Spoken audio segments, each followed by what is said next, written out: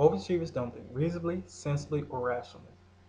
This is a quote that my wife found from the author John Elliott on Philosopher's Note website describing overachievers. Today, I can honestly say that I'm starting to believe my wife. I'm going to tell you how the characteristics of stress, overanalyzing, and self-criticism has made me believe that I'm an overachiever. Before I begin, let me give you a brief history and a personal thought of how I come to this conclusion. Most people strive for perfection and believe perfection is key for perfect results. I consider aiming for perfection, but my results seem to fall just above average. In high school, I was never the best student nor the worst student. But even once I entered high school, education lost its interest to me. I was more interested in things like high school sports. I was good at football, basketball, and running track.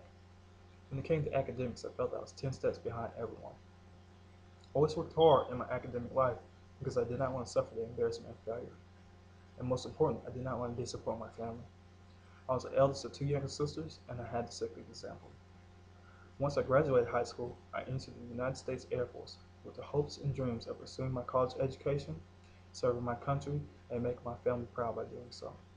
Unfortunately, I never realized how much work would be needed from me, so I held off school until the 7th year of being in the military. When I enrolled in American Military University, I was inspired by my wife to do so. This time, I promised myself not to be like anything like I was in high school. I promised myself to work hard and not to set anything less than perfect. My wife has also noticed this change. Now that I'm 6 classes into my degree, she says that I have the impossible thought to believe that anything and everything must be perfect, and when it's not, I stress about everything. I can honestly say that I do, and that leads into my first characteristic, which is stress. And let's talk about it. Stress is very problematic in my life. I have two main causes of stress in my life, which are time and unpredictability, and affect three aspects of my life, which is my professional life, my academic life, and my personal life. I work long hours and I have a family. So for my schoolwork, I multitask every single thing that I do. Everyday tasks will sometimes be prioritized just to ensure that I meet enough time to submit quality assignments. At work, I've been known to skip lunch and often take breaks whenever they're available to get ahead in my schoolwork. At home, I will study well into the daylight hours just to get ahead with my schoolwork. Oftentimes, I mean reading a 100-page book in one night, well, probably only getting about 2 hours of sleep. Now I'll talk to you about how stress affects me personally, and how it affects my professionally, and how it affects me academically. Let's talk about overanalyzing and how it contributes to me being an overachiever. There are two aspects of me being an overanalyzing. There's a good aspect to it and a bad aspect to it. The good aspect is that I'm able to follow directions. The bad aspect is that I look too much into my homework assignments, and sometimes I often overdo them. But sometimes it leads to a good outcome or either a bad outcome. But I choose to always work hard at it. Now that I've talked about how overanalyzing contributes to me being an overachiever, let's talk about self-criticism and how it contributes to me being an overachiever, and probably is the most important aspect.